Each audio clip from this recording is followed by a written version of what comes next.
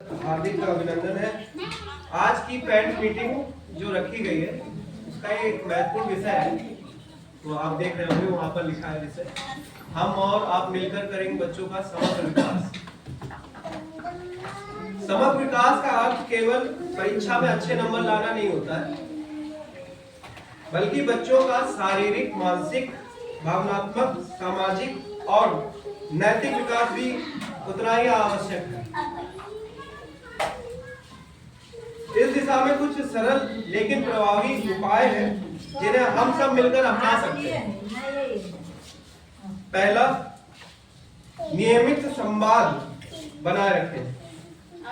आप लोग और हम लोग समय समय पर बच्चों की प्रगति, व्यवहार और कठिनाई के बारे में बातचीत करते रहने चाहिए, जिससे बच्चों की शुरुआत में ही समस्याएं जो है उनकी समझ में आ जाती हैं और उसका क्या निराकरण करना है उसके बारे में हम लोग डिस्कस कर सकते हैं।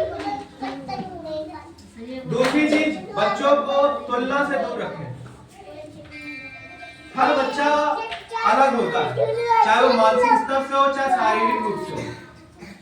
उसकी तुलना दूसरों से करने के बजाय उसकी क्षमता और उसकी रुचि के अनुसार उसको आगे बढ़ाने में उसको प्रेरित करना चाहिए।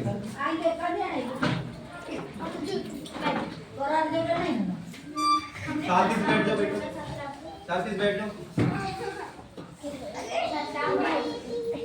तीसरा, पढ़ाई के साथ साथ खेल और कला को भी महत्व देना है। खेल, संगीत, चित्रकला और नृत्य जैसी गतिविधियां बच्चों के शारीरिक और मानसिक विकास के लिए अत्यंत आवश्यक है। बच्चों को केवल किताबी ज्ञान ही नहीं देना चाहिए, इस पे भी आपको जो अगर बच्चे की किसी चीज में रुचि है, अगर उसको डांस करने में है, अगर उसको ड्राइंग करनी है तो उसमें उसको प्रोत्साहित करें। उससे बच्चे की रुचि, मानसिक स्तर भी बढ़ता है बच्चों का, क्योंकि जिस चीज में उसकी रुचि होती है उसमें अपना वो 100% देता है बच्चा। चौथी चीज, बच्चों को अपनी बात रखने दें, यानी बच्चों को अपनी बात, उनकी बातों को ध्यान से सुने। इससे बच्चों में आत्मविश्वास बढ़ता है और वो इमोशनली या बोले भावनात्मक रूप से मजबूत होते हैं। पांचवी चीज, मोबाइल और स्क्रीन टाइम पर संतुलन बना के रखना है। आजकल बच्चे मोबाइल आप दे देते हैं, बच्चों ने कहा जिद करी, मोबाइल पकड़ा दिया बच्चों को, अब वो देख रहा है, क्या देख रहा है, कोई कुछ नहीं। आपको पता ही नहीं, आपने बस उनको देखा कि चलो चिल्ला पोटी कर रहा है, पकड़ा देते मोबाइल, अपने आप शांत हो जाएगा। ऐसा नहीं करना, मोबाइल दीजिए, उससे दूर ना रखिए, क्योंकि बच्चों में आपने देखा होगा एक प्रवृत्ति होती है, हम सभी में होती है कि जिस चीज से जितना दूर रखने की कोशिश करो वो उतना ही करेगा। अगर आप उस चीज से हटाने की कोशिश करो वो जानबूझ के वही काम करेगा, चोरी छुपके करेगा। तो मोबाइल से उनको दूर बिल्कुल ना रखिए, उस पर नियंत्रण करना है। वो क्या देख रहा है, किस चीज में वो इन्वॉल्वमेंट है, उस चीज पे आपको ध्यान देना है। और जो चीज देखे मोबाइल में वो उसके जीवन में कारगर हो। मान लीजिए बच्चे तो डांस में रुचि है तो आप मोबाइल दीजिए तो उसको डांस वीडियोस वगैरह दिखाइए। बच्चे को अगर ड्राइंग में रुचि है तो कला वाले उसको वीडियो लगा दीजिए, क्योंकि मोबाइल में अपार चीजें हैं देखने के लिए और बच्चे गलत दिशा में भी जा सकते हैं, क्योंकि उसमें देखने के लिए बहुत चीजें ऐसी जो बच्चों के देखने के लिए नहीं उपयोगी थी, तो वो भटक सकते हैं। छठी चीज है सकारात्मक प्रोत्साहन। बच्चों की छोटी छोटी उपलब्धियां की सराहना करिए, उनकी प्रशंसा करें, इससे उनको मनोबल मिलता है, प्रोत्साहित होते आगे बढ़ने के लिए। मैं तो करता ही क्लास में बच्चा लोग जैसे कुछ भी ड्राइंग वगैरह बनाता है या कुछ भी राइटिंग वगैरह करता है तो हम कहते हैं बहुत बढ़िया गुड वगैरह दे देते हैं। मेरे स्तर से वो इतना नहीं अच्छा होगा, लेकिन उन्होंने जो प्रयास किया उसको करने के लिए वो मायने रखता है। उन्होंने शुरुआत में कोशिश की, वो बहुत ज्यादा मायने रखती है। हर बच्चा 100% एकदम गॉड गिफ्टेड नहीं है।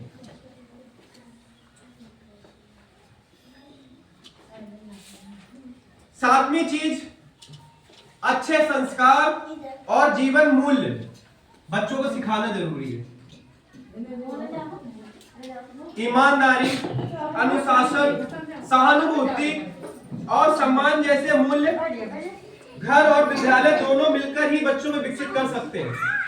अब ये कह देना कि बच्चा कंप्लेन कर देते पेरेंट्स कि सर ये देखिए घर में हमारी बात नहीं मानता है, सुनता नहीं है, लड़ाई झगड़ा करता है, ये केवल हमारे स्तर से नहीं हो पाएगा ना। हमारे यहाँ 6 घंटा 7 घंटा बच्चा रहता है और उसमें भी पढ़ाना होता है। आप सबसे ज्यादा बच्चे को समझते हैं, हमसे ज्यादा आप समझते हैं। हमारे लिए तो बच्चे हैं ही हैं, लेकिन आपके लिए भी हैं ये बच्चे। आप बच्चों को ज्यादा समझते हैं, वो कहाँ क्यों बोल रहा है, कौन से माहौल में है, किसकी उसको मतलब किस संगति में है, वो आप अच्छे समझते हैं। उनको समझाइए, उनको अच्छे संस्कार देने की कोशिश करिए। हमारी तरफ से तो हमेशा तत्पर रहता है। यहाँ बच्चे क्या करते हैं कि मान लीजिए यहाँ पे बिल्कुल अच्छे बने रहेंगे, घर पे जाके वो अपना माहौल बदल लेते हैं। या ये बोलिए कि स्कूल में अपना मुखौटा लगाए रहते हैं, अपने आप को अच्छे बहुत अच्छे बच्चे दिखाते हैं, घर पे जाके एकदम। तो ये भी ना होए, हमारे सामने वो अच्छे बच्चे, फिर हमें जब उनकी कंप्लेंट मिलती पता, हम तो कहते शौक में रह जाते कि अरे ऐसा कैसे हो सकता है, ये तो बच्चा बहुत अच्छा है। वो बच्चा आजकल अच्छा नहीं होता है। अब ये क्यों नहीं होता, ये आपकी विचारधारा है, आप जो भी बोल रही है। सब बच्चे अच्छे होते हैं, सब बच्चे मूक होते हैं, अबोध होते हैं। बच्चों को ज्ञान नहीं होता, वो अपने परिवेश में ही देखते हैं। आपके घर के वातावरण में हो रहा है। बच्चा अगर गाली गलौज कर रहा है, क्यों कर रहा है? वो सीख के तो नहीं आया है ना माँ के पेट से, वो वातावरण में ही सीखा है। हो सकता है चाचा घर सुना हो, मौसी घर देते हो कोई ना कोई, या आप अपने घर में देते हो, पिताजी देते हो। बच्चे ने कहीं ना कहीं से उसका अनुकरण किया है। ऐसे नहीं होएगा कि बच्चा अपने आप से सीख गया है। दोस्ती ऐसी संगति में होगी या दोस्त यार ऐसे होंगे उसके जो देते होंगे तो सीख रहा है, तो उसका परिवेश गलत है। उस चीज को आपको समझना है, उसको देखना है।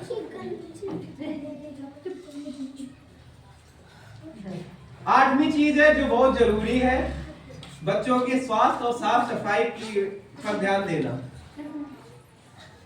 बच्चे बहुत गंदी ड्रेस में आते हैं, हर रोज कहने पर भी एक ना एक बहाना अंदर तैयार रहता है कि सर आज हमने खिंचवा दिए। अरे उसी दिन, जिस दिन स्कूल है उसी दिन खिंचवाइए। जिस दिन स्कूल की छुट्टी होती है उस दिन नहीं। आप लोग ध्यान नहीं रखते, हमें लग रहा। बच्चा कहता है, कुछ बच्चे कहते हैं हमने मम्मी से कहा, उन्हें नहीं खींची। ऐसा कैसे हो सकता है कि किसी के माँ बाप बच्चों की बात ना सुने? ऐसा होता है। बच्चे डरते हैं हमसे, वास्तविक बात है। वो डर में बताते हैं, उनके आंसू निकल आते हैं कि सर हमने कही लेकिन नहीं खींचा हमें। अब हम ऐसे में क्या करें? बच्चे को दंड दे, क्या करें? और ये कोई ऐसा नहीं है कि बहुत बड़ी बात है। बच्चे को साफ सफाई रखने में आप ही इसमें फायदा है। बच्चे बीमार नहीं हुए। गंदे कपड़ों में बीमारियों की जड़ होती है, तरह तरह की बीमारियां आती हैं बच्चों में। कपड़े भी और नाखून भी, नाखून वही हाथों से खाते हैं, गंदगी होती है, तरह तरह की बीमारियां हो जाती हैं। ये उनमें से आम तो टाइफाइड, हैजा वगैरह, ये बहुत आम बात है। बच्चों को उल्टियां वगैरह होने लगेंगी गंदे खाने की वजह से, हाथ गंदे रहेंगे। तो बच्चा जैसे ही जाए आप उनको कपड़े उतरवा लीजिए, कह दीजिए आप घर वाले कपड़े पहले, स्कूल ड्रेस उतार, उसको धो के डाल दीजिए। रात भर में कपड़ा सूख जाएगा। एक ही जोड़ी, लगभग सभी बच्चों के पास एक ही जोड़ी है। कोशिश अगर हो जाए तो 2 जोड़ी अगर रहे तो बहुत अच्छी बात रहेगी। एक बच्चा अगर एक दिन आ रहा है तो एक दिन खिंची रखती है, सूख जाएगी तो अगले दिन दूसरी आएगा। अब एक दिन आ रहे हैं ड्रेस में, एक दिन आ रहे हैं बिना ड्रेस में, तो ये कोई तरीका नहीं है कि वो आज खिंच गई सर। और इनके कपड़े बहुत जल्दी लुप्त हो जाते हैं। बच्चे बताते हैं हमारी सर गायब हो गई, टाई बेल्ट तो आधे लोगों की पता ही नहीं कहाँ है। आधे ज्यादा बच्चे कह रहे हैं हिरा गई। अब कैसे हिरा गए हमें समझ में नहीं आता। घर से चीजें कैसे गायब हो जाती हैं।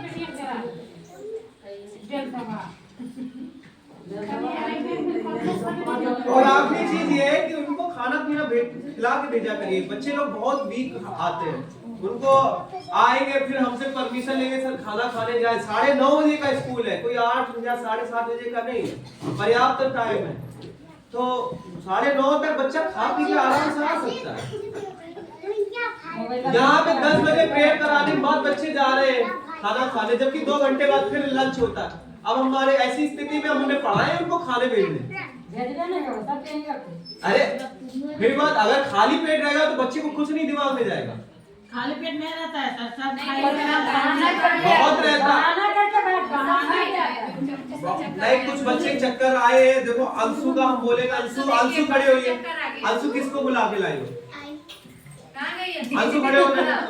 ये बच्ची इतनी अच्छी है, किसको बुला के लाई? क्यों?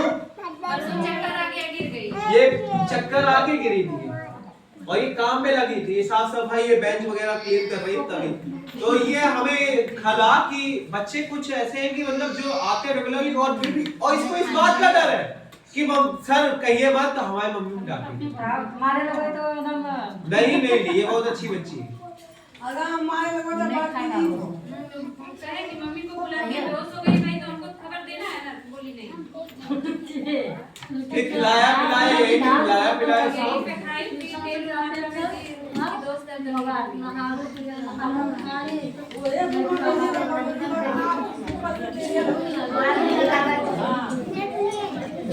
अच्छा एक चीज और है, आप सभी को अपने बच्चे का